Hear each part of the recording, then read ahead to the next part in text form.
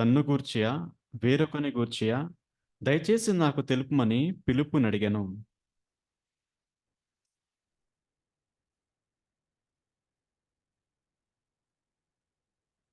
వారు త్రోవలో వెళ్ళుచుండగా నీళ్లున్న ఒక చోటకు వచ్చినప్పుడు నపుంసకుడు, ఇదిగో నీళ్లు, నాకు బాప్తిసమిచ్చుటకు ఆటంకమేమని అడిగి రథము నిలుపుమని ఆజ్ఞాపించాను. చాలు. ప్రభు సహార్థమై ప్రార్థన చేసుకుందాం. కృపల దేవా, ప్రింగల్ తండ్రి యేసయ్య, మీకు వందనాలు ప్రభువా, స్తోత్రాలు చెల్లించుకుంటున్నాం తండ్రి. ప్రభువా, మా యొక్క జీవితంలో మమ్మల్ని ప్రేమించి మాకిచ్చిన మరొక పరిశుద్ధ దినాన్ని బట్టి మీకు వందనాలు ప్రభువా, స్తోత్రాలు చెల్లించుకుంటున్నాం తండ్రి. ఇంతవరకు తండ్రి మా యొక్క జీవ ఫలాన్ని మీకు ఆరాధనగా అర్పించడానికి ప్రభువా, అదే రీతిగా మా యొక్క జీవితాలను మేము సక్రమైన రీతిలో పరిశీలించుకొని యోగ్యమైన రీతిలో ప్రభువా మీ యొక్క శరీరంలో మీ యొక్క రక్తంలో పాలు పంచుకోవడానికి మీరు మాకు ఇచ్చిన అవకాశాన్ని బట్టి మా పట్ల చూపిన కృపను బట్టి మీకు వందనాలు ప్రభువా, స్తోత్రాలు చెల్లించుకుంటున్నాం తండ్రి. ఈ సమయంలో తండ్రి ప్రభువా, మీ యొక్క వాక్యం దగ్గరికి మీ యొక్క సన్నిధానం దగ్గరికి ప్రభువా మరొకసారి మేము వస్తుండగా మీరు మాతో మాట్లాడండి, మాకు సరిచేయండి. మా జీవితాల్లో తండ్రి ప్రభువా మీకు మాత్రమే అత్యుత్తమైన స్థానాన్ని ఇస్తూ తండ్రి ప్రభువా మీ వైపు చూస్తూ మేము కొనసాగడానికి మమ్మల్ని బలపరచమని కోరుకుంటున్నాం. ఈ సమయంలో నీ పక్షాన్ని నిలబడుతుండగా కేవలం మీ యొక్క ప్రేమను బట్టి కృపను బట్టి నిలబెట్టి వాడుకోమని కోరుకుంటూ నా తండ్రి నా ప్రభువైన నడని యేసు నామములో అడిగి వేడుకుంటున్నాం తండ్రి, ఆమేన్. రైట్.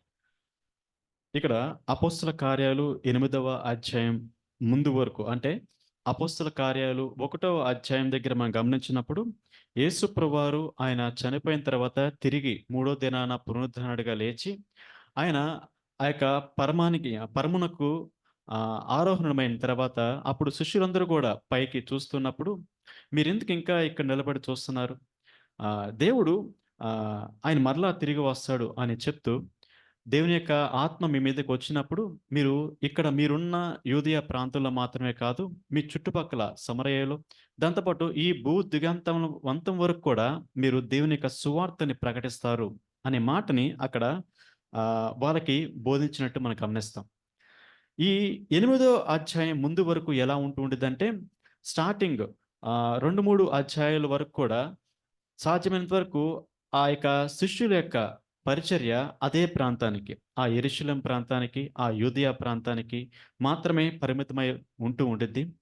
ఆ తర్వాత శిష్యుల్లో ఎప్పుడైతే శ్రమ అనేది చెలరేగిద్దో, యేసు ప్రభువాని యందు విశ్వాసం ఉంచిన విధానాన్ని బట్టి వాళ్ళని ఎప్పుడైతే హింసలకు గురవుతూ ఉంటారో, వారు ఆ యొక్క యెరూషలేం ప్రాంతం నుంచి చెదిరిపోవడం స్టార్ట్ అయ్యిద్ది.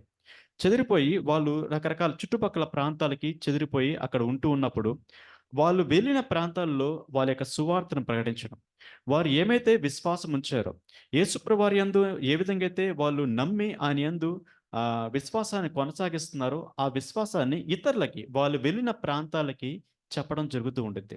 అలా చెప్తున్న క్రమంలో 8వ అధ్యాయంలో వాళ్ళు సమరయ ప్రాంతానికి రావటం, ఆ సమరయ ప్రాంతాల్లో ఫిలిప్పు కూడా అక్కడికి వచ్చి ఆ సువార్తను ప్రకటించడం జరుగుతూ ఉండేది. అప్పుడు ఆ ప్రాంతాల్లో దేవుడు యొక్క సువార్త అనేకులు విని వాళ్ళు విశ్వాసం ఉంచుతూ ఉంటారు. అక్కడ రోగులు స్వస్థపరచబడుతూ ఉంటారు. ఆ దెయ్యాలు పట్టిన వాళ్ళు వాటిని వెళ్ళగొడుతూ పడుతూ ఉంటే ఇలా పరిచర్య చాలా బాగా జరుగుతూ ఉండుద్ది. ఇలా చాలా బాగా జరుగుతున్న క్రమంలో దేవుడు ఫిలిప్పుని పిలుచుకుంటాడు. ఎలా చెప్తాడంటే ఫిలిప్‌ని, "నువ్వు ఇక్కడి నుంచి లేచి నేను చెప్తున్న ఈ యొక్క అరణ్య ప్రాంతంలోగా ఈ గాజానికి పోయే ప్రాంతానికి వెళ్ళు" అని చెప్పి ఫిలిప్‌కి చెప్తాడు. అంటే కొన్నిసార్లు ఏం జరుగుతుంటుందంటే దేవునికి మనం దగ్గరగా ఉంటున్నప్పుడు, దేవుని యొక్క మాటని మనం వింటూ ఉన్న క్రమంలో దేవుడు మనల్ని వాడుకుంటున్న ప్రాంతం నుంచి వేరే చోటకి వెళ్ళాలి అని ఆయన చెప్తూ ఉంటాడు. ఇది సామాన్యంగా ఎలా ఉంటుండేదంటే, "ప్రభువా నీకు నేనంత కంఫర్ట్‌గా ఉన్నాను. చాలా కంఫర్ట్‌గా లైఫ్ అంతా నీ పరిచర్య చేస్తున్నాను. ఆ పరిచర్య కూడా ఫలభరితంగా చేస్తున్నాను. అక్కడ ఆ ఫలాన్ని నేను చూస్తున్నాను. అనేక మందిలో అది ఫలించడం నేను గమనిస్తున్నాను. ఇలా నీ పరిచర్య బాగుంది. నేను కూడా నీ కోసం ఉపయోగపడుతున్నాను. అంత బాగా ఉన్న టైంలో ఎందుకు ఈ డిస్టర్బెన్స్? ఇక్కడి నుంచి మళ్ళీ వేరే ప్రాంతానికి ఎందుకు?" అని అతనేమి అడగల. నిజంగా దేవుని వెంబడించే వ్యక్తుల యొక్క జీవితాలు, దేవుని యొక్క మాటకి విధేయత చూపించే వారి యొక్క జీవితాలు ఎలా ఉంటాయంటే, ఎల్లప్పుడూ దేనికైనా సిద్ధపాటు కలిగి ఉంటారు. అది మనం కంఫర్ట్‌గా ఉండే జోన్ నుంచి అన్‌కంఫర్ట్ అంటే ఏ ప్రాంతానికి వెళ్తామో అక్కడ ఎలాంటి అవసరతలు ఉంటాయో, అక్కడ ఎలాంటి పరిస్థితులు ఉంటాయో అని తెలియకపోయినా సరే, ఐ యామ్ రెడీ. ప్రభా నువ్వు చెప్పావు. I am ready. I am willing to do your command అని రెడీగా ఒబీడియన్స్ వెంటనే విధేయత చూపించే తత్వం అనేది అలాంటి వ్యక్తుల్లో ఉండిద్ది.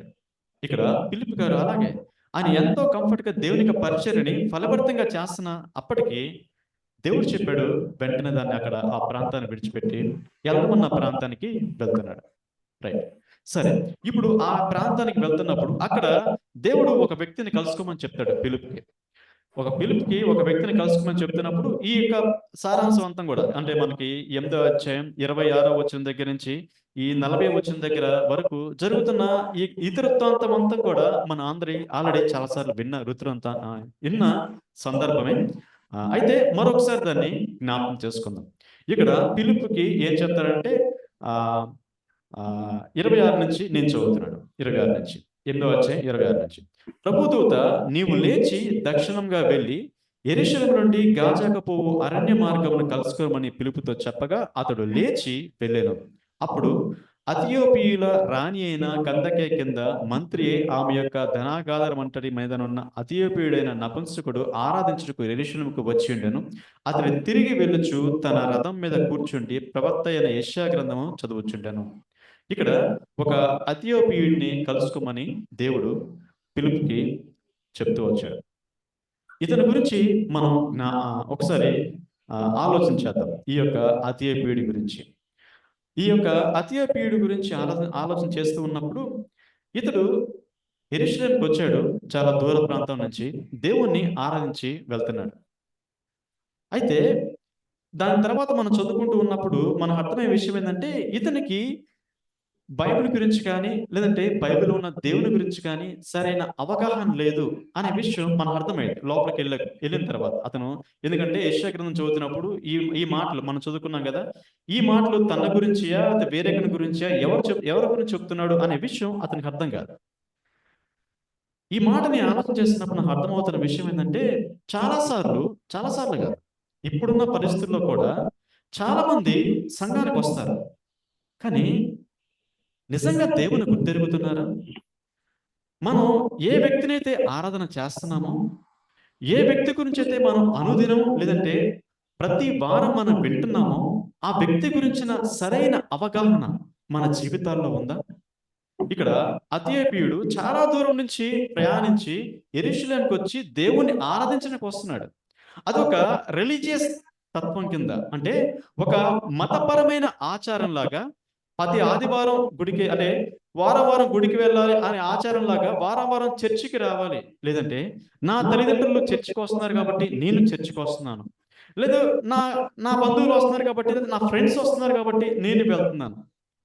అనే ఒక మతపరమైన ఆచారంలాగా మనం చేస్తున్నాం. ఎందుకంటే ఈ అతియోపియుడు అలాగే ఉన్నాడు. అతని యొక్క పరిస్థితి. అతను చాలా దూరం నుంచి ప్రయాణించి వస్తున్నాడు దేవుణ్ణి ఆరాధించడానికి. But still he didn't know about what ah, he didn't know about the God. అంటే రియల్‌గా ఆయన ఎవరు? ఆయన ఏం చేశాడు? మన జీవితాల్లో ఆయన ఏమై ఉన్నాడు? అనే విషయం అతనికి పూర్తి అవగాహన లేకనే ఆయన ఆరాధిస్తూ వస్తున్నాడు. ఆయన ఆరాధించడానికి అంత దూరం ప్రయాణం చేసి ఈ లోకానికి వస్తున్నాడు. ద సేమ్ టైమ్ మనం కూడా సంఘానికి వస్తున్నాం. దేవుని యొక్క పరిచర్యలో పాల్గొనడానికి తోడ్పాటు అందిస్తున్నాం.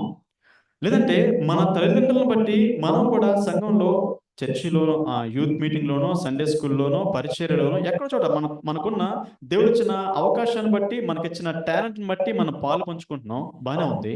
అయితే నిజంగానే ఆయన గురించిన అవగాహన, ఆయన మన జీవితాల్లో ఏమై ఉన్నాడో, ఆయన మన కోసం ఏం చేశాడో అనే పూర్తి అవగాహనతోనే మనం చర్చిలో కొనసాగుతున్నామా? ఎందుకంటే చాలామంది యొక్క కుటుంబాల్లో ఉన్న వ్యక్తులు ఆచార ప్రకారంగా లేదంటే రాకపోతే బాగోదనో, లేదంటే మన కుటుంబంలో చాలామంది వెళ్తున్నారు కదా తరతరాలుగా మనం ఇప్పుడు వెళ్ళకపోతే బాగోదనో అనే ఉద్దేశంతోనే మనం వచ్చినట్టయితే నిజంగా మనం మన టయాన్ని వేస్ట్ చేసుకున్నట్టే. మన జీవితంలో మనం ఆరాధించే వ్యక్తి గురించిన అవగాహన మనం లేకుండా మనం వారం వారం ఆయన సన్నిధానికి వస్తున్నాము అంటే that is waste of time. ఏదో ఒక ఆచారం, ఏదో ఒక పద్ధతి, దట్స్ ఇట్. ఒకవేళ ఆ విధంగా ఉన్నట్టయితే ఇది మనం అర్థం చేసుకోవాలి అతని జీవితంలో. రైట్. అతని జీవితంలో అలా ఉంది. కరెక్టే. కానీ ఇతనిలో ఉన్న మరో గొప్ప క్వాలిటీ చాలా బాగుంది. ఏంటంటే 29 నుంచి నేను చదువుతున్నాను. 29 నుంచి. అప్పుడు ఆత్మ ఫిలిప్‌తో నీవు ఆ రథం దగ్గరికి పోయి అతన్ని కలుసుకోమని చెప్పాను. ఫిలిప్పు దగ్గరకు పరిగెత్తుకుని పోయి అతడు ప్రవక్త అయిన యెషయా గ్రంథం చదువుచుండగా విని, నీవు చదువుచున్నది గ్రహించున్నావా అని అడుగగా, అతడు ఎవడైనను నాకు త్రోవ చూపుకుంటే ఎలాగు గ్రహింపగలను చెప్పి రథమెక్కి తనతో కూర్చుండమని ఫిలిప్పును వేడుకొనెను. ఆ అథియోపియుడికి దేవుని గురించిన పూర్తి అవగాహన లేదు. రైట్. బట్ ఎవరైనా చెబితే తెలుసుకోవాలి అనే ఆలోచన ఉంది. ఎవరైనా నాకు అర్థమయ్యేలాగా, నేను చదువుతుంది నాకు అర్థమయ్యేలాగా దాన్ని వివరించి చెప్తే నేను తెలుసుకోవాలి అనే హృదయం ఉంది. చాలాసార్లు మన జీవితాల్లో ఒకవేళ మనకు తెలియని దాని గురించి మనం అర్థం చేసుకోవాలి అని ఉండే ఆ ప్రాముఖ్యమైన విషయాల గురించి ఎవరైనా చెబుదామన్నా కానీ మనం వినే స్థితిలో ఉండం. కానీ ఈ అథియోపియుడు అలా లేడు. అతని హృదయం ఓపెన్‌గా ఉంది. తెలుసుకోవాలనే ఆశ ఉంది. ఆసక్తి ఉంది. చాలాసార్లు నాకెందుకు? నేను ఇతరులు చెప్తే నేనెప్పుడూ చిన్నప్పటి నుంచి దేవుని యొక్క కంఠత వాక్యాలు తెలుసు నాకు. చిన్నప్పటి నుంచి బైబిల్‌లో ఎటు నుంచి ఎటువైపు ఏ అధ్యాయం ఉన్నా టక్కన క్షణాల్లో తీసేస్తాను. ఏ వచనం చెప్పమన్నా అందరికంటే ముందే చెప్పేస్తాను. అలాంటి టాలెంట్ దేవుడు నాకిచ్చాడు. Very good. బానే ఉంది. కానీ రియల్‌గా ఆయన, ఆయన ఏంటి అనే విషయం మనకు అర్థం కాకపోతే, దేవుని గురించిన పరిజ్ఞానం, దేవుని గురించిన విషయాలు ఎన్ని మనకు తెలిసినా, ఎంత కంతట ఉన్నా నిజంగా అది మనకి మనకి ఏమాత్రం కూడా ఉపయోగపడవు నిత్యత్వం విషయంలో. మనల్ని నిత్యత్వం తీసుకువెళ్తానికి మన జ్ఞానం కానీ, మన కంటత కానీ, మా దేవుడు మనకిచ్చిన ఆ యొక్క గొప్ప గొప్ప టాలెంట్స్ కానీ ఏవి కూడా అవి ఉపయోగపడవు. Until unless we are open to learn about him. ఆయన గురించిన పూర్తి అవగాహన మనం కలగడానికి, మనకు అర్థం కాని విషయాలు, దేవుడు ఏమై ఉన్నాడు అనే విషయం మనం నేర్చుకోవడానికి మనం ఓపెన్‌గా ఉండకపోతే, నేర్పించే వాళ్ళు ఉన్నప్పుడు దాన్ని అర్థం చేసుకునే హృదయం దేవుడు మనకిస్తున్నప్పుడు, ఆ హృదయాన్ని తెరిచి దాన్ని మనం అర్థం చేసుకోకపోతే, నిజంగా మనకంటే ఆహ్, దౌర్భాగ్యవంతులు ఎవరు ఉండకపోవచ్చు. ఎందుకంటే ఆయన సన్నిధానానికి వచ్చి, ఆ సన్నిధానంలో ఉంటూ కూడా ఆయన గురించిన సరైన అవగాహన లేకపోతే. రైట్. తర్వాత అతను ఫిలిప్పు ఎప్పుడైతే ఇథియోపియుడు ఫిలిప్‌ని పిలిచి నాకు నేర్పించు నేను వింటానని చెప్పి పక్కన కూర్చోబెట్టుకొని వింటున్నాడు. రైట్. సో, విన్న తర్వాత అక్కడ చదువుతున్న లేఖన భాగం 32 నుంచి నేను చదువుతున్నాను. అతడు లేఖనమందు చదువుచున్న భాగం ఏదనగా ఆయన గొర్రె వలె వధకు తేబడెను. బొచ్చు కత్తిరించు వాని ఎదుట గొర్రెపిల్ల ఎలాగో మౌనం ఉండెనో అలాగే ఆయన నోరు తెరవకుండెను. ఆయన దీనత్వమును బట్టి ఆయనకు న్యాయ విమర్శ దొరకకపోయెను. ఆయన సంతానమును ఎవరు వివరింతురు? ఆయన జీవము భూమి మీద నుండి తీసివేయబడినది. అప్పుడు నపుంసకుడు ప్రవక్త ఎవరిని గురించి ఇలాగ చెప్పుచున్నాడు? తన్ను గూర్చియా? వేరొకని గూర్చియా? దయచేసి నాకు తెలుపమని పిలుపునడిగెను. అందుకు ఫిలిప్పు నోరు తెరిచి ఆ లేఖనమును అనుసరించి అతనికి యేసును గురించిన సువార్త ప్రకటించాను. యేసును గురించిన సువార్త ప్రకటించాను. యేసుప్రభువారు మన జీవితాల్లో ఆయన ఏమై ఉన్నాడు? ఆయన గొర్రెకు గొర్రెపిల్ల ఏ విధంగా అయితే వధకు తేబడిందో, బొచ్చు కత్తిరించే వారి యందు గొర్రెపిల్ల ఏ విధంగా మౌనంగా ఉండిద్దో, ఆయన అలా మౌనంగా ఉన్నాడు. ఆయన తనకు సిలువ వేసేటప్పుడు, నువ్వు చేసిన ఏమైనా నువ్వు చెప్పుకోవాల్సింది ఏమైనా ఉందా అంటే, ఆయన మౌనంగానే ఉన్నాడు. ఎందుకంటే, ఆయన మౌనంగా ఉండకపోతే, నా పాపాలకి క్షమాపణ అనేది దొరకదు. ఆయన మౌనంగా ఆ యొక్క శిక్షని అనుభవించకపోతే, మనకింకా పాప క్షమాపణ అనేది దొరకదు. ఆయన ఆ విధంగా గొర్రెవలె మౌనంగా ఉండి ఆ యొక్క శిక్షను అనుభవించాడు కాబట్టే, మనకి పాప క్షమాపణ అనేది కలిగింది.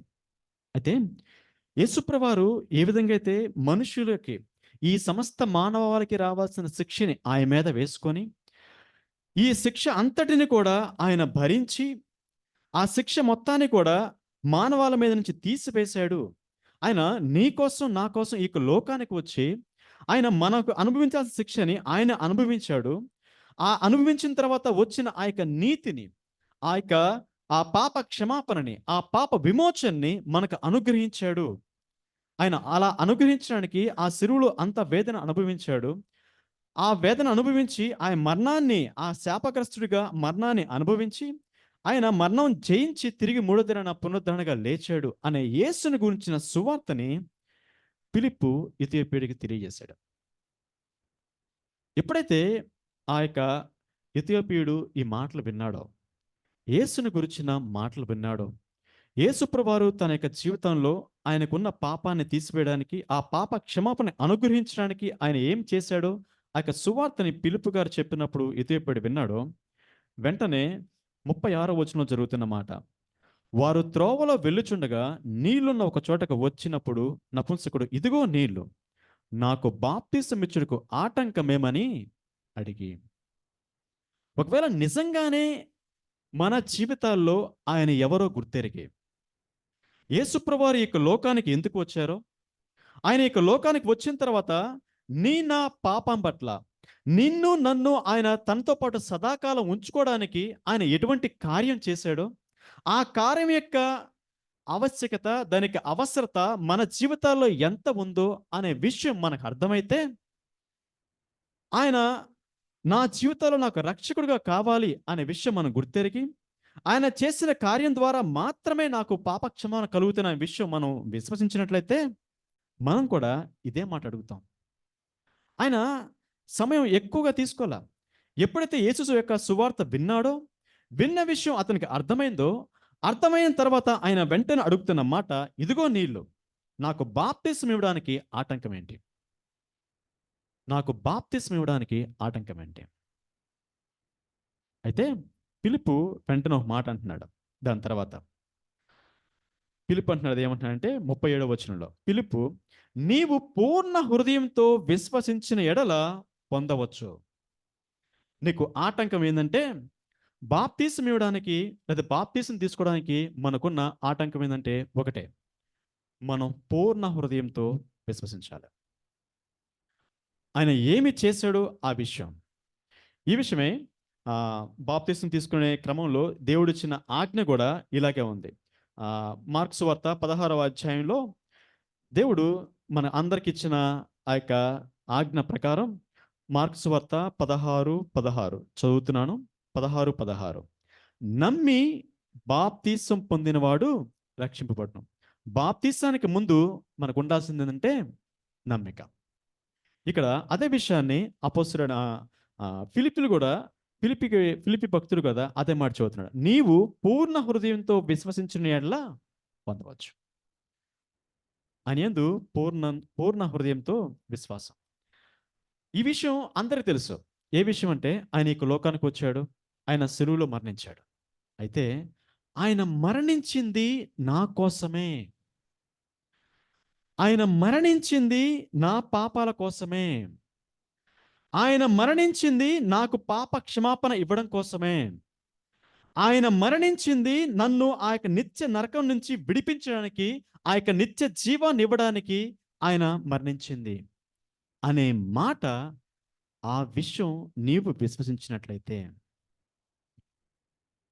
ఆయన కేవలం నిన్ను నన్ను ప్రేమించిన దాన్ని బట్టే ఆ యొక్క పరములో, అంటే ఎవరు సమీపింపరాని తేజస్సులో, ఆ యొక్క అమరత్వంలో ఆయన మాత్రం వసించే ప్రాంతం నుంచి ఆయన దేవునితో సమానుడిగా ఉండి, ఆ యొక్క భాగ్యాన్ని, దేవునితో ఉన్న సమానత్వాన్ని విడిచిపెట్టి ఈ యొక్క లోకానికి వచ్చింది. ఈ యొక్క లోకంలో మనుషుడిగా మాత్రమే కాదు, దాసునిగా, రిక్తునిగా, ఒక మాటలో చెప్పాలంటే శాపగ్రాహిగా ఆయన మరణం అనుభవించింది కేవలం నిన్ను నన్ను ప్రేమించిన దాన్ని బట్టే. నీకు నాకు ఆ యొక్క పాప క్షమాపణ కలగజేయడానికే దేవుడు ఈ యొక్క లోకానికి వచ్చాడు, ఆ మరణాన్ని అనుభవించాడు అని నీవు విశ్వసించినట్లయితే నువ్వు పొందొచ్చు. అదొకటే. దీంతోపాటు పేతురు గారు ఓ మాట అంటారు. అపొస్తలుడైన అపొస్తలుల కార్యాలు 2వ అధ్యాయంలో ఇంకో మాట ఏమంటారంటే, రెండవ అధ్యాయం 36వ వచనాన్ని నుంచి నేను చదువుతున్నాను. 36 నుంచి నేను చదువుతున్నాను. 2:36 నుంచి. మీరు సిలువ వేసిన ఈ యేసునే దేవుడు ప్రభువుగాను, క్రీస్తుగాను నియమించెను. ఇది ఇశ్రాయేలు వంశమంతయు రుడిగా తెలుసుకోవాలని చెప్పాను. వారు ఈ మాట విని హృదయంలో నొచ్చుకొని, నా జీవితంలో నాకు రక్షకుడు అవసరం. నా జీవితాన్ని నేను గమనిస్తున్నప్పుడు, నా పాప జీవితం, నా ఆలోచన విధానం, నా నడతలు, నా చూపులు, నేను ప్రవర్తించే ప్రవర్తన అనే మన నిజ స్థితి అనేది మనకు అర్థమైనప్పుడు, మనం ఎలాంటి పాప స్థితిలో ఉన్నామో, మన పాప జీవితం ఎంత దుర్బలమైందో, మన జీవితాన్ని నోటితో బయట చెప్తున్నప్పుడు ఎవరు దాన్ని ఎంతగా అసహించుకుంటారో అనే విషయం మనం గుర్తెరిగినప్పుడు మన హృదయంలో కూడా పొడవపడతాం. ఆ రిపెంటెన్స్, ఆ పశ్చాత్తాపం, నా జీవితానికి నాకు నేనుగా నేను బయటికి రాలేను, ఈ పాపాన్ని నాకు నేనుగా నేను బయట పడలేను, ఈ పాపం నుంచి దానికి రావాల్సిన శిక్షణ నాకు నేనుగా నేను అనుభవించలేను, దానికి సంబంధించిన ప్రాయశ్చిత్తం నాకు నేనుగా చేయలేను. కాబట్టి నాకు ఒక రక్షకుడు అవసరం. ఆ రక్షకుడు యేసుప్రభువారిని ఆల్రెడీ ఆయన మా పక్షంగా అంతా చేశాడు. ఈ విషయాన్ని మనం గుర్తెరిగినప్పుడు పరిశుద్ధాత్మ దేవుడు మన నిజస్థితిని మనకి బయలుపరుస్తున్నప్పుడు, మన నిజస్థితి మనం గుర్తెరిగినప్పుడు, నిజంగా నేను ఇలాంటి దుర్బలుని, ఇంత పాపాత్ముడి అయినప్పటికీ దేవుడు నన్ను ప్రేమిస్తున్నాడు. నా జీవితం ఎంత దుర్బలంగా ఉన్నా ఆయన నన్ను ప్రేమిస్తున్నాడు. ఆ విషయం మనకు అర్థమవుతున్నప్పుడు మన హృదయంలో పరిశుద్ధాత్మ దేవుడు మన పాపాలను బట్టి నొప్పిస్తున్నప్పుడు వచ్చితే మన పశ్చాత్తాపం, ఆ పశ్చాత్తాపం మనకుంటే, ఆ పశ్చాత్తాపం బట్టి దేవుడు ఆల్రెడీ నా కోసం ఆ కార్యం చేశాడు. నా కోసం ఆయన నన్ను ప్రేమించి ఈ లోకంలో ఎవరూ అనుభవించిన ఆ శిక్షణని శాపగ్రాహిగా, పాప మెరగని ఆయన నా కోసం పాపంగా చేపట్టాడు. ఎంతో పరిశుద్ధుడైన దేవుడు, దేవుడు ఎప్పుడు నిత్యము పరిశుద్ధుడు పరిశుద్ధుడు అని వేలాది దేవతలతో నిత్యము స్తుతించబడే ఆయన, ఎంతో పాపాన్ని అసహించుకునే ఆయన నా కోసం పాపంగా చేపట్టాడు అనే విషయం మనం నిజంగా గుర్తెరిగితే, ఆ విషయాన్ని మనం నిజంగా దేవుడు నా పక్షాన చేశాడు అనే విశ్వాసం మన హృదయపూర్వకంగా మనకుంటే, మనం బాప్తిసం తీసుకోవడానికి ఏది అడ్డంకి కాదు. ఇదే ఫిలిప్పు ఇథియోపియుడికి చెబుతున్నాడు. నువ్వు నీ నీవు పూర్ణ హృదయంతో విశ్వసించిన యెడల నువ్వు పొందవచ్చు. ఇథియోపియుడు అడిగాడు, నాకు బాప్తిసం ఇచ్చడానికి ఆటంకం ఏంటి? నాకు అడ్డంగా ఉన్నదేంటి? ఫిలిప్పు చెప్పాడు, నీవు పూర్ణ హృదయంతో విశ్వసిస్తే ఏది కూడా ఆటంకమే లేదు. మన జీవితంలో మన నిజస్థితి ఏంటో మనం గుర్తెరిగి, ఇలాంటి స్థితిలో ఉన్న నాకు రక్షకుడు అవసరం. ఆ రక్షకుడు యేసుప్రభువారే. ఆయన చేసిన ఆ శిలువ బలియాగంలో నేను హృదయపూర్వకంగా విశ్వసిస్తున్నాను. నా కోసమే ఆయన ఆ శిలువ బలియాగం చేశాడు. నన్ను రక్షించడం కోసమే ఆయన మరణించాడు. నన్ను రక్షించడం కోసమే ఆయన లోకానికి వచ్చాడు. నన్ను ప్రేమించే ఆ ప్రేమను బట్టే ఆయన తన యొక్క ప్రాణాన్ని త్యాగంగా చేశాడు. తిరిగి మూడో దినాన లేచాడు. ఈ విషయం పట్ల, ఈ విషయాలు, దీని యందు మనం నమ్మిక ఉంచి, దీని యందు మనం పూర్ణ విశ్వాసం ఉంచినట్టయితే మనల్ని బాప్తిసం తీసుకోవడానికి ఆటంకపరిచేది మరొకటి ఏది కూడా లేదు. ఈ రెండే మనకు కావాల్సిందే. మన గురించిన పశ్చాత్తాపం, మన జీవితం ఎలా ఉందో దాని గురించిన పశ్చాత్తాపం నేను మార్చుకోవాలని, దాన్ని మార్చడానికి దేవుడు ఏమైతే కార్యం చేశాడో సులువు కార్యం, దాని యందు పూర్తి విశ్వాసం, ఆ పశ్చాత్తాపం, దేవుని యందు పూర్తి విశ్వాసం ఉన్నప్పుడు బాప్తిసం తీసుకోవడానికి మరి ఏది కూడా అడ్డంకి కాదు.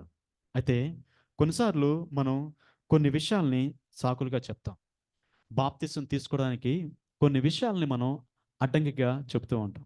అందులో మొదటి మనం గమనించినప్పుడు మన యొక్క ఫ్యామిలీ, మన కుటుంబాన్ని మనం అడ్డంకిగా చూపిస్తూ వస్తాం. దీని విషయమై మత్తయి సువార్త 10వ అధ్యాయంలో విధంగా రాయబడుతుంది. మత్తయి సువార్త 10వ అధ్యాయం 37, 38 నేను చదువుతున్నాను. మత్తయి సువార్త 10, 37, 38. తండ్రినైనను తల్లినైనను నాకంటే ఎక్కువగా ప్రేమించువాడు నాకు పాత్రుడు కాడు. కుమారునైనను కుమార్తెనైనను నాకంటే ఎక్కువగా ప్రేమించువాడు నాకు పాత్రుడు కాడు. తన సిలువనెత్తుకొని నన్ను వెంబడింపని వాడు నాకు పాత్రుడు కాడు. చాలాసార్లు మనం బాప్తిసం తీసుకోవడానికి, బాప్తిసం అనేది ఒక మాటలో చెప్పాలంటే, మొట్టమొదటిగా ఎవరైతే నమ్ముతారో ఆ నమ్మిక, ఆ విశ్వాసం, ఆ రక్షణ కార్యం అనేది మన లోపల జరిగిద్ది, మన హృదయంలో జరిగిద్ది. మన హృదయంలో జరిగిన తర్వాత దాన్ని మనం బయటికి బహిర్గరిస్తాం అంతే. బయటికి బహిర్గంగా అంటే బహిరంగంగా నేను యేసుప్రవారి యందు విశ్వాసం ఉంచాను, నేను యేసుప్రవారి యొక్క కుమారునిగా కుమార్తెనిగా చేయబడుతున్నాను, సంఘంలో ఒక అంగంగా నేను చేర్చబడుతున్నాను, ఆయన యొక్క రక్తంలో ఆయన యొక్క శరీరంలో పాలు పంచుకోవడానికి నేను కూడా ఒక సభ్యునిగా చేర్చబడుతున్నాను అని బహిరంగ సాక్ష్యం ఇవ్వడం. అది బహిరంగ సాక్ష్యం ఇవ్వడం మాత్రమే. దానికంటే ముఖ్యమైనది మన హృదయంలో జరిగేది, మన హృదయంలో ఉండే నమ్మిక, మన హృదయంలో ఉండే విశ్వాసం. మారు మనసు రక్షణ కార్యం ఇంపార్టెంట్. మొట్టమొదటిగా జరగాల్సింది అది. అది జరిగిన తర్వాత దాన్ని బహిర్గత చేస్తున్నాం అంతే. మన హృదయంలో ఉన్న విశ్వాసాన్ని బహిరంగంగా చెప్తున్నాం, బహిరంగ సాక్ష్యం ఇస్తున్నాం అంతే. అయితే ఇది నీకు దేవునికి మధ్య జరిగే ఒడంబడిక, ఇది నీకు దేవునికి మధ్య ఉండే నిబంధన. దీనికి మనం చెప్పే సాకులు, మా ఇంట్లో వారు ఇప్పుడు కాదంటారేమో అండి, అదే మా పిల్లలు ఇప్పుడు కాదంటారేమో, అంటే మా ఇంట్లో వాళ్ళు ఇంకా ఎవరు విశ్వాసం ఉంచలేదు కదా, వాళ్ళు ఇంకా దేవుళ్ళలోకి రాలేదు కదా, ఒకవేళ వాళ్ళు నన్ను అబ్జెక్ట్ చేస్తే, వాళ్ళు నాకు ఆటంకంగా వాళ్ళు కాదంటున్నారనో మనం చెప్పే సాకులు. ఎందుకంటే ఇది నీకు దేవునికి మధ్య మాత్రమే. నువ్వు రక్షింపబడినట్టయితే అది ఆల్రెడీ జరిగిపోయింది, దాన్ని బహిర్గతం చేస్తున్నాం అంతే. అందుకనే చాలాసార్లు మనం మన ఫ్యామిలీని సాకుగా చెప్తూ ఉంటాం, మన ఫ్యామిలీలో ఉన్న సమస్యల్ని, మన ఫ్యామిలీలో ఉన్న పరిస్థితుల్ని సాకులుగా చెప్పి దీన్ని పోస్ట్ పోన్ చేస్తూ ఉంటాం. మన హృదయంలో జరిగిన కార్యాన్ని బహిరంగంగా అందరికీ బయలుపరచడానికి మనం భయపడుతూ ఉంటాం మన ఫ్యామిలీని బట్టి. అందుకే దేవుడు చెప్తున్నాడు, తండ్రినైనా తల్లినైనా నాకంటే ఎక్కువగా ప్రేమించేవాడు నాకు పాత్రుడుగా. ఎందుకంటే దేవుడిది ఆజ్ఞ, నమ్మి బాప్తిసం పొందువాడు రక్షింపబడను. దేవుని యొక్క ఆజ్ఞ.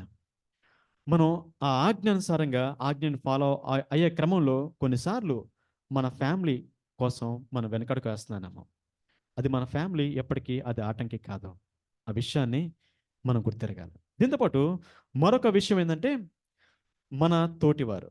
యోహాను సువార్త 12వ అధ్యాయం, యోహాను సువార్త 12వ అధ్యాయం 42, 43 చదువుతున్నాను. యోహాను సువార్త 12, 42, 43. అయినను అధికారుల్లో కూడా అనేకులు ఆయన యందు విశ్వాసం ఉంచిరి, కానీ సమాజంలో నుండి వెలివేయబడుదుమేమో అని పరిసయ్యులకు భయపడి వారు ఒప్పుకొనలేదు. వారు దేవుని మెప్పు కంటే మనుషుల మెప్పును ఎక్కువగా ఆపేక్షించారు. కొంతమంది అక్కడ యేసుప్రభు వారు చెప్పిన మాటలను బట్టి అధికారుల్లో చాలా మంది అనేకులు అనే మాట ఉపయోగించారు, చాలా మంది విశ్వాసం ఉంచారు, కానీ సమాజానికి వాళ్ళు భయపడ్డారు. చాలాసార్లు మనం ఆయన యందు విశ్వాసం ఉంచుతాం, కానీ నా పొరుగు వారు ఏమనుకుంటారో, నా ఇంటి పక్కన వారు ఏమనుకుంటారో, నేనుండే సమాజంలో, నేనుండే వీధిలో వాళ్ళు ఏమనుకుంటారో, లేదంటే నేనుండే ఊరిలో వాళ్ళు ఏమనుకుంటారో అని ఊరి కోసమో, సమాజం కోసమో, వీధి కోసమో, మన తోటి వారి కోసమో, లేదంటే మన ఫ్రెండ్స్ కోసమో మనం భయపడుతూ ఉంటాం. దీంతోపాటు లూకాసు వార్త 9వ అధ్యాయంలో కూడా ఇదే మాట రాయబడుతుంది. లూకాసు వార్త 9వ అధ్యాయం 26వ వచనంలో ఇలా రాయబడుతుంది, నన్ను గూర్చియు నా మాటలను గూర్చియు సిగ్గుపడువాడెవడో వాణ్ణి గూర్చి మనిషి కుమారుడు తనకును తన తండ్రికిని పరిశుద్ధ దూతలకును కలిగి ఉన్న మహిమతో వచ్చినప్పుడు సిగ్గుపడను. ఒకవేళ మన సమాజాన్ని బట్టి, మన ఇరుకు పొరుగు వారిని బట్టి, మన ఇంటి దగ్గర ఉండే కట్టుబాట్లను బట్టి, మనం పెరిగిన వాతావరణాన్ని బట్టి, మన ఫ్రెండ్స్ని బట్టి, ఒకవేళ వీటిని బట్టి మనం ఒకవేళ సిగ్గుపడుతున్నట్టే, దేవుణ్ణి బహిరంగంగా దేవుని కోసం సాక్ష్యం ఇవ్వడానికి మనం సిగ్గుపడుతున్నట్లయితే, దేవుడు అంటున్నాడు కదా, ఆయన తన మహిమతో వచ్చినప్పుడు కూడా మన గురించి ఆయన సిగ్గుపడేవాడుగా ఉంటాడు.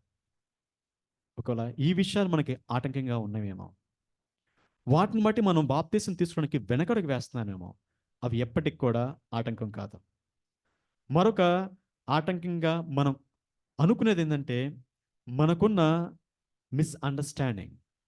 అంటే ఎలా ఉండిదంటే, నాకు బైబిల్ మొత్తం పూర్తిగా తెలీదు. బైబిల్ ఉన్న విషయాలు నాకు పూర్తిగా అవగాహన లేదు. లేదంటే బైబిల్‌లో దేవుడు ఏమైతే చెప్తున్నాడో వాటి విషయాలు నేను పూర్తిగా ఆయన్ని అనుసరించే విధంగా నేను లేను. నేను రెడీ అయిన తర్వాత, నేను కొంత నాకున్న అలవాట్లు మానుకున్న తర్వాత, లేదంటే నేను కొంత మంచి విషయాలు నేర్చుకున్న తర్వాత, దేవుడు ఏ విధంగా ఉండమంటున్నాడో ఆ విషయాలు నేను నా జీవితంలో ఫాలో అయిన తర్వాత నేను బాప్తిసం తీసుకుంటా అని అంటూ ఉంటారు. అయితే ఇక్కడ ఒక విషయం మనం గమనించాలి. మత్తయి సువార్త 28వ అధ్యాయం. మత్తయి సువార్త 28వ అధ్యాయం 19, 20 ఈ 2 వచనాలు నేను చదువుతున్నాను. మత్తయి సువార్త 28, 19, 20 వచనాలు నేను చదువుతున్నాను.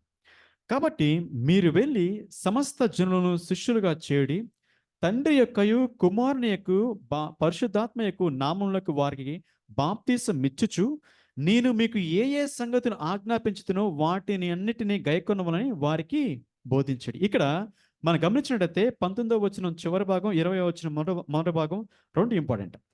ఆయన తండ్రి యొక్కయు కుమారుని యొక్క పరిశుద్ధాత్మ యొక్క నామములకు వారికి బాప్తీసం ఇచ్చుచు, నేను మీకు ఏ ఏ సంగతులు ఆజ్ఞాపించుతునో, బాప్తిసం ఇచ్చిన తర్వాత, అంటే ఒక మాట చెప్పాలంటే బాప్తిసం తీసుకున్న తర్వాత ఆయన ఆజ్ఞలు ఏమేమి ఫాలో అవ్వాలో అనేవి ఎక్కువగా మనం తెలుసుకుంటూ ఉంటాం. ఇక్కడ దేవుని చెప్పిన కమాండ్లో ముందు నా ఆజ్ఞను మొత్తం ఫాలో అవ్వండి, తర్వాత వచ్చి బాప్తిసం తీసుకోండి అని రాయబడలా. బాప్తిసం తీసుకున్న తర్వాత ఏ ఏ సంగతులు దేవుడు ఆజ్ఞాపించాడో, ఏ ఏ విషయాలు ఆయన బయలుపరుస్తూ వచ్చాడో వాటన్నిటిని గైకొనవాలని వారికి బోధించాడు. మనం బాప్తిసం తీసుకున్న తర్వాత ఎక్కువ టీచింగ్స్ అనేవి మనకు ఉంటాయి. దాన్ని మనం ఆ ఆజ్ఞకు లోబడిన తర్వాత ఆయన గురించిన ఆజ్ఞలు ఏమైతే ఉన్నాయో వాటిని ఫాలో అయ్యే విధానం ఏమైతే ఉందో వాటన్నిటి గురించిన బోధ మనకి దాని కంటిన్యూషన్ వచ్చేది బాప్తిసం తీసుకున్న తర్వాత.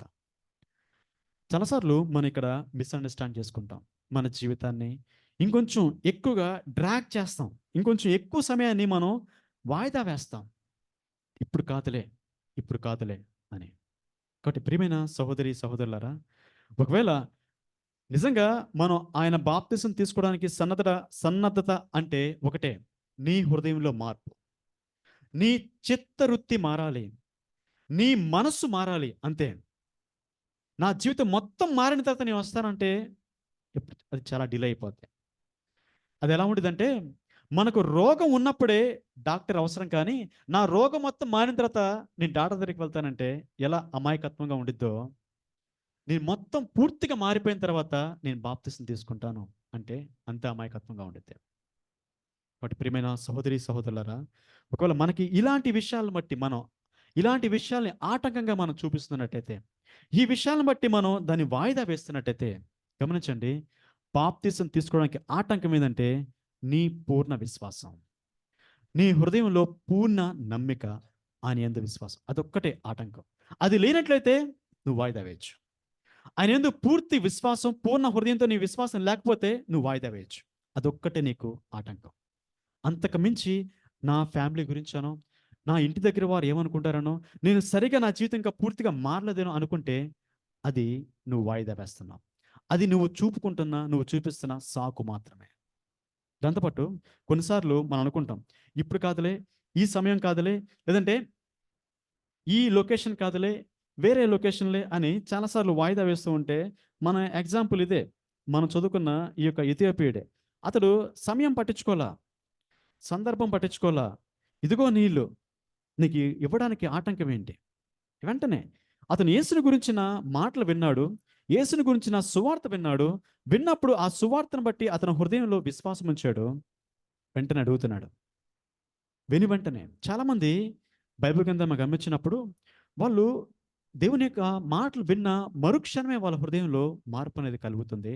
మరుక్షణంలోనే వాళ్ళు బాప్తిసం తీసుకోవడం కూడా చాలా సందర్భాల్లో మనం చూస్తూ ఉంటాం. అందులో ఒక ఉదాహరణ ఇది మనం చదువుకునే వాక్య భాగం. అతను యేసుని గురించిన సువార్త విన్నాడు. విన్న వెంటనే నీళ్లున్న చోటకు వచ్చి, ఇదిగో నీళ్లు, నాకు బాప్తిసం ఇవ్వడానికి ఆటంకం ఏంటి? Is ready to take baptism. So అతను విశ్వాసం ఉంచిన వెంటనే, ఆ సువార్త విన్న వెంటనే అతను చేస్తున్న పని బాప్తిసం తీసుకోవడం. దానికి పలానా టైం అనో, పలానా సమయం అనో, పలానా రోజనో మనం వాయిదా వేయాల్సిన అవసరం లేదు. దీంతో పాటు మరొక ఉదాహరణ మనం గమనించినట్టయితే, ఇదే అపోస్తుల కార్యాలు 16వ అధ్యాయం.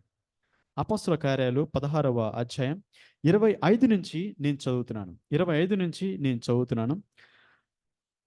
అయితే మధ్యరాత్రి వేళ పౌలును శీలయు దేవునికి ప్రార్థించుచు కీర్తనలు పాడుచునుండిరి, ఖైదీలను వినుచుండిరి. అప్పుడు అకస్మాత్తుగా మహా భూకంపం కలిగెను, చెరసాల పునాదులు అదిరెను, వెంటనే తలుపులన్నీ తెరుచుకునను, అందరి బంధకములు ఊడెను. అంతలో చెరసాల నాయకుడు మేలుకొని చెరసాల తలుపులన్నీ తెరిచినట్టు చూచి ఖైదీలు పారిపోయారనుకొని కత్తి దూచి తన్ను తాను చంపుకొనబోయాను. అప్పుడు పౌలు, నువ్వు ఏ హానియో చేసుకొనవద్దు, మేమందరము ఇక్కడనే ఉన్నామని బిగ్గరగా చెప్పాను. అతడు దీపం తెమ్మని చెప్పి లోపలికి వచ్చి వణుకుచు పౌలుకును శీలకును సాగిలపడి వారిని వెలుపలకు తీసుకుని వచ్చి, అయ్యలారా, రక్షణ పొందుటకు నేనేమి చేయవలను అనెను.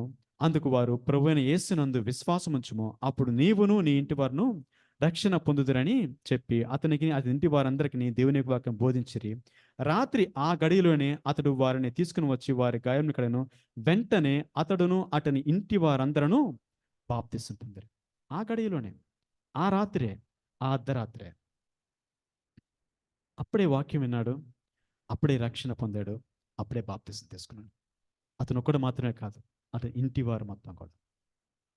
సో మనం బాప్తిసాన్ని వాయిదా వేయడానికి కారణాలు చూపించేది అది మన సాకులు మాత్రమే. ఏది కూడా ఆటంకం కాదు.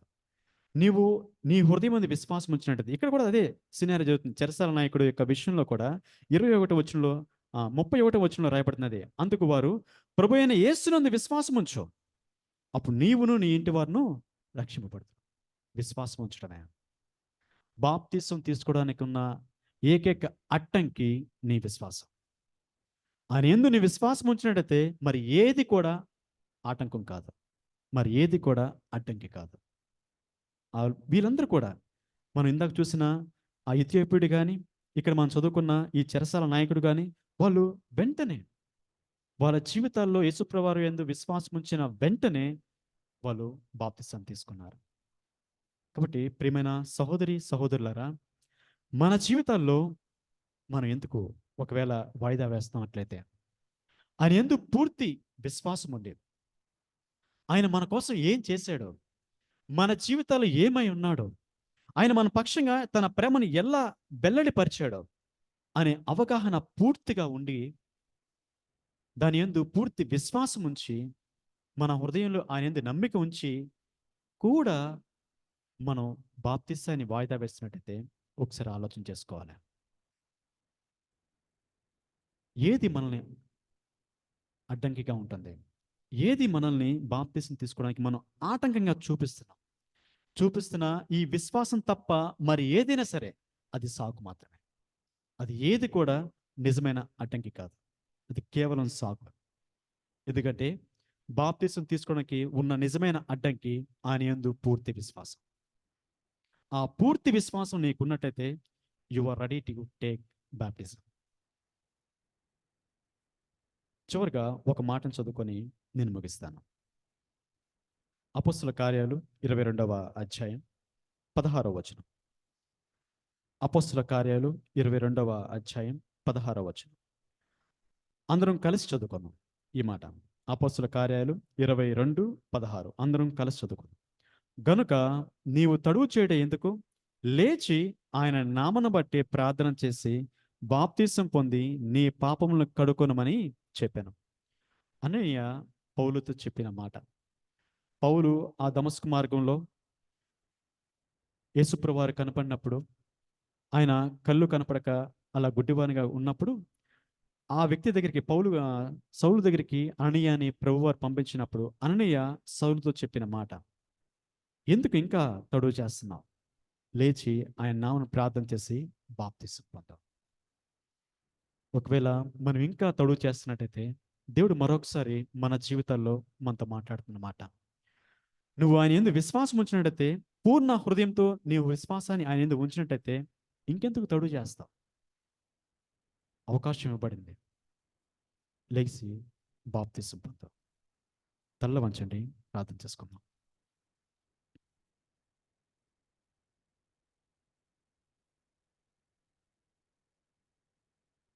ప్రియమైన సహోదరి సహోదరులారా, దేవుడు తన యొక్క వాక్యంలో మనకి చాలా స్పష్టంగా చెప్పబడుతున్న మాట. మొట్టమొదటిగా మన జీవితంలో మనం చేయాల్సింది ఆయన యందు విశ్వాసం ఉంచటం. పశ్చాత్తాపం కలిగిన హృదయంతో మన నిజస్థితిని మనం గుర్తెరిగినట్లయితే